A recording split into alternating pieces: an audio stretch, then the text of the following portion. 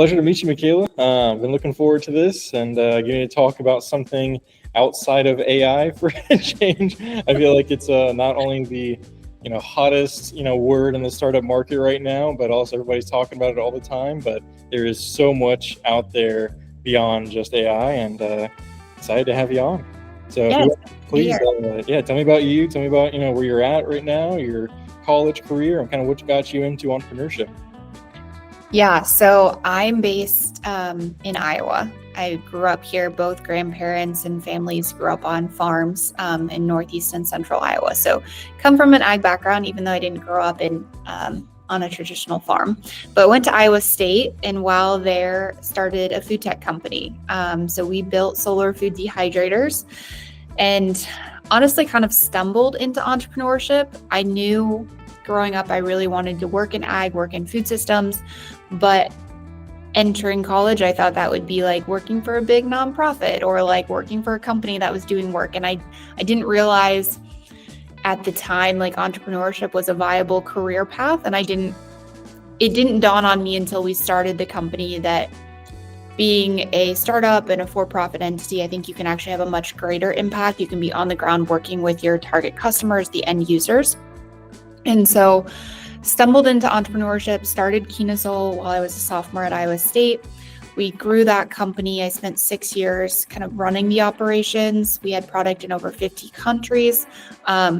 You talked about AI, but we were on the lowest end of low tech that you could possibly build. There was no electronic components, nothing in our solar food dehydrators.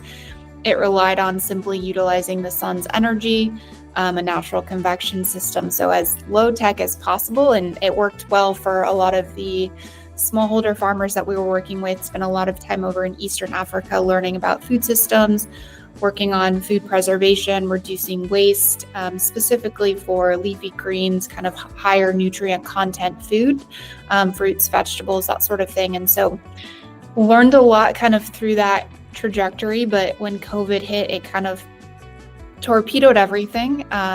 Travel restrictions and lockdowns prevented travel. And so we wound down that company, had local partners take over operations. And that's when I transitioned over to the investor side. Nice. Well, I definitely want to start with Kenosol, kind of like the lessons that were learned there.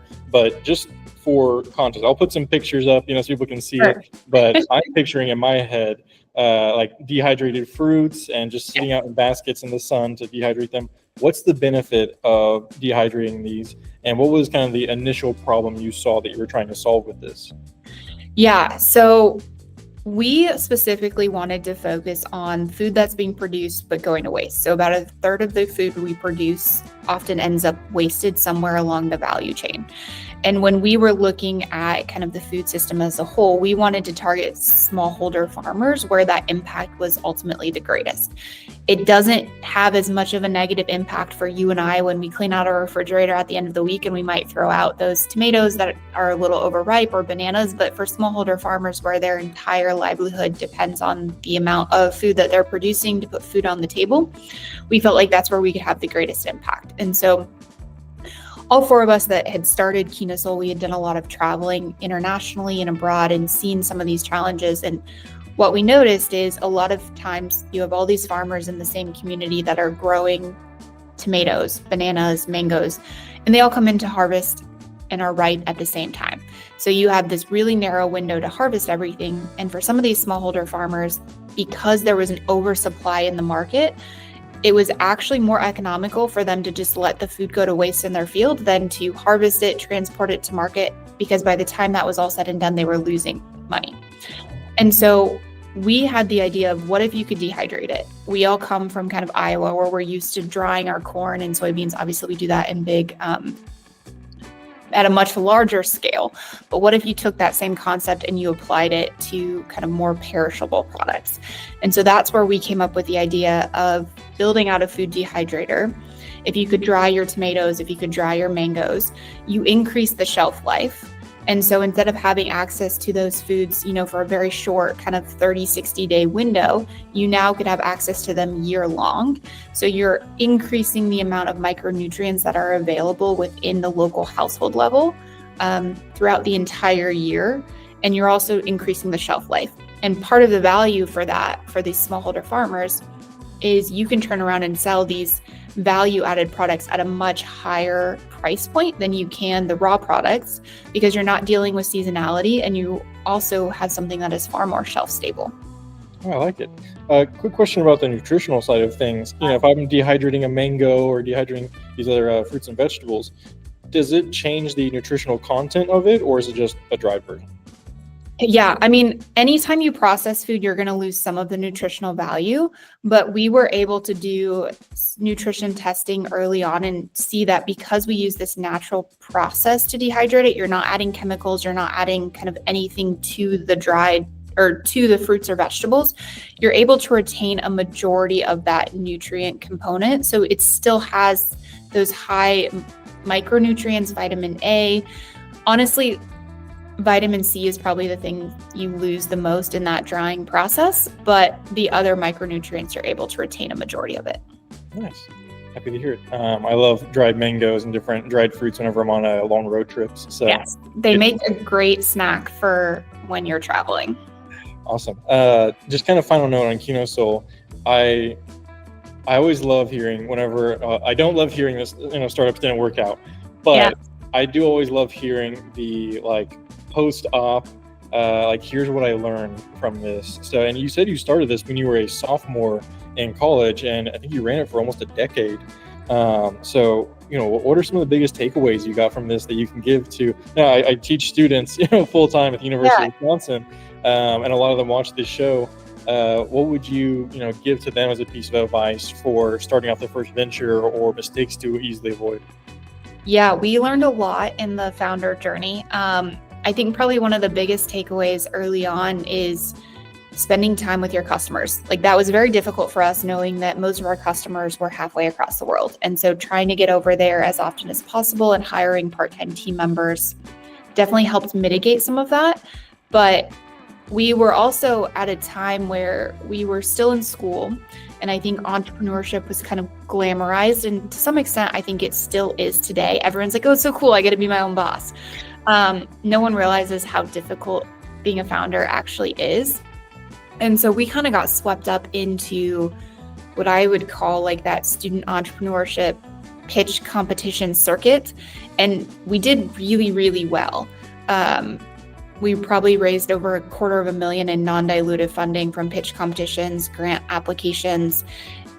But at the same time, it really deterred and prevented us from focusing on what was really important.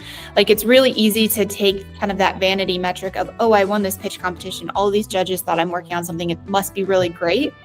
But at the end of the day, those judges are not your customers. And so we probably would have been better off spending all of our time with our customers instead of going after big checks on stage and these awards and notoriety that comes with it.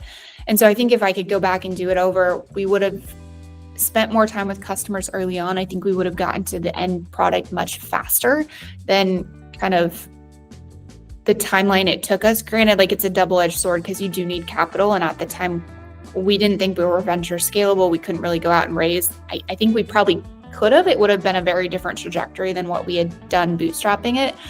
But I think as an early founder, that's probably one of the biggest lessons. And I spend a lot of time working with students like yourself. And it's they're great for helping you figure out your narrative, especially early on, forcing you to get out of your comfort zone. But it's really easy to get swept up into pitch competition after pitch competition, and you're not actually making progress on the company side.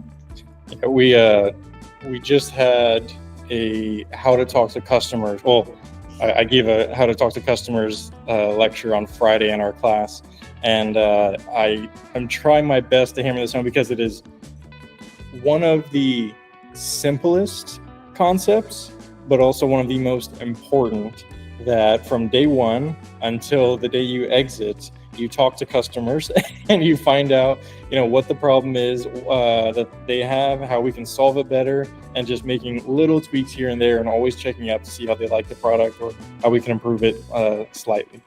Yeah, I mean, it's really hard though when you're just starting out, because in some sense, like what you're building feels like it's your baby, and you like want it to be perfect and you're nervous to put it out there. But I think one of the best things you can do is get the product out there sooner. So with Kenosol, we went through 10 different iterations of the product, and the first product we built was probably like the ugliest, like made out of PVC woodworking, and like it looks nothing like the end product, but we built it, started getting feedback. And I think it's hard when you go to a customer and they're like, nope, I would never use this, or like, I don't want your product, because it's easy to take that as like personal, like rejection, versus just like, it's not a fit for them. And that was also one of the things that I struggled with early on, of you can't take it personally. You have to build that thick skin. And the best thing a customer can tell you is no, because then you just move on to the next one. Those words are solid gold. Thank you for that. I will be sharing this specifically with a few of my students. So Sounds good. all right, perfect. I wanted to talk also about Ag Startup Engine. So you just started it 2021, correct? So I jumped in with Ag Startup Engine back in 2023. So when I wound down Kenosol, kind of the end of COVID, I actually jumped in with another fund based in Iowa called ISA Venture. So it was a $22 million fund that that invested in pre-seed through Series A. It was generalist fund, industry agnostic. I got to cut my teeth on figuring out what venture is, learned a lot, realized I loved it, but really wanted to get back to food and ag. So about a year and a half ago, was able to jump in with the Ag Startup Engine team, and have been doing that ever since. Nice. Where have you seen, let's talk about Sure. Where are you raising the funding for it? And then we'd love to just hear a few kind of startups that y'all have made investments in and kind of just brag about them. Yeah, so Ag Startup Engine has been around for a while. It actually started back in 2017. And we focus on providing early stage capital and mentorship to founders solving challenges across the entire food and ag vertical. So we typically write fairly small checks, but I think what's more important than the capital we provide is really the network that comes with Ag Startup Engine. So every investor that's part of our fund is a farmer, producer, small to mid-sized company in ag, or someone that's engaged in the industry. So they bring this wealth of knowledge that not only helps us evaluate companies that we invest in, but also people that are willing to roll up their sleeves, serve as a mentor, or provide you a field or a barn to trial your product in and really help you get to commercialization faster. And so that's worked tremendously well, because we have not only great knowledge, but great relationships and buy-in from everyone that's part of the community. So I really think Ag Startup Engine is more than just a fund. It really is this massive network of people who just want to advance the agriculture industry. So to answer your question, most of our investors are small to mid-size producers, small to mid-size companies in ag. We've got a few corporates that also engage, but it's a lot of kind of Midwest roll up your sleeves, give first mentality people. Okay, nice. Are you able to mention any of the startups you have invested in? Yeah, so all of our startups are publicly available on our website. We've got 41 portfolio companies that span from hardware, software, row crops, specialty crop, livestock production, animal vaccines. I would say kind of you name it, we've looked at it, even some that fall into ag adjacent categories. So as long as it's a founder that we have high conviction in and they're truly solving an agriculture or agriculture related problem, that's something we're very interested in taking a look at. Nice. I like ag tech specifically because it's very tangible. You know, you can hold a stalk of corn in your hand. And you know, my best friend's here, he's also an ag tech startup founder. So I told him I was interviewing you and he's like, oh, I've met her before. So great guy. But I think it's definitely an underrepresented field, but it's one of the most important because it quite literally puts food on everyone's table every day. And I think about, I'm terrible with names. I'm great at remembering like the context of the history and quotes, but individuals' names I'm terrible. I think it was like 1920s or 30s. There was the big breakthrough in genetically modified wheat to make it, you know, more like bug, you know, repellent and stronger and able to last, you know, harsher. But like what people don't know is, I think it was during the Dust Bowl that we were almost about to run out of food here in the US right before that invention came out of the genetically modified wheat, which like tripled or quintupled the amount of wheat that we were able to produce here in the US and basically prevented everyone from starving. So it's so crazy that these little like unsung heroes go by, and but like that invention is like objectively just as important as something like the transistor that powers everything now. But who cares about transistor if you're starving? So yeah, I firmly believe that ag is the backbone to everything in the world. Like if you don't have a way to grow food and put food on the table, like nothing else matters. And so I think it's one of those industries, to your point, that's often overlooked, but it truly is the backbone and underlying thing that keeps the world running. And what people don't understand is it's really hard to do anything in ag that doesn't have some sort of physical component. And so there's very much, I think 95% of our companies have some sort of hardware component or touch hardware in ag. And I think from that standpoint, it can make it difficult to invest in because it's not your traditional B2B software company with 80% margins and I can grow rapidly with a really small team and very little dollars. And AI makes that even easier because I no longer have to hire people. I can just use ChatGPT and build out my code and build something. But that's not the case in ag, and it's very relationship driven. It's very cyclical and slow adoption rates. And it's going to take you multiple seasons before a farmer's like, yep, I'm going to use that across my entire field and operation. Because if it doesn't work, like I no longer can produce food. And like that is a massive problem. And so I think it's made it a very difficult industry for investors to really wrap their heads around and like make really great investment decisions. And we've seen kind of over the last 18 months, like there's a lot of companies that are having to file for bankruptcy or like restructuring or massive down rounds. And ag is really, really difficult. And that's where I think it becomes so critical to have investor support, to have industry buy-in, because we do need to continue to see advancements in food and agriculture. Otherwise, we're not going to be able to support the growing population. Absolutely. I love the position that you're in, and I love, when you talk to VCs that are, smart and kind of on the forefront like you, because you really do get to see kind of a window into the next 5 years of the future. So just want to ask, is there any trends or things that you're seeing in the ag tech world that most people who aren't as involved in this specific industry are not seeing? What are some specific, I'll just leave it broad open to you. Yeah, I mean, I think we're seeing a lot of solutions that central around labor. How do you optimize it? How do you reduce labor? Like that is constantly a challenge because you're trying to grow more with less. You've got changing market climates, you've got changing legislation, and all of that plays a role in how you can operate your farm. And whether those labor solutions come in some way of streamlining or automating how you find labor, whether it's placing humans on the farm with robots, like there's a multitude of ways to solve the problem. But I think that's a very critical one, and it doesn't matter if it doesn't matter what type of farm you have, labor is always going to be a problem. And then I think like we're kind of in this AI bubble. That's the hot topic and trend right now. We try our best at Ag Startup Engine not to get swept up into bubbles, and to date I don't think we have. But I think what's really interesting is you're seeing founders leverage AI to bring products to market faster, cheaper, more economical, and the ability for these solutions to get to market faster and at a lower cost makes them much more viable solutions for the end farmer. And I think that is we're going to see a massive increase in startup activity, even though like funding is down. I think we're going to see more bootstrap solutions. We're going to see more people being very scrappy and creative with how they bring a product to market. And so that's really, really exciting for us to see. Perfect.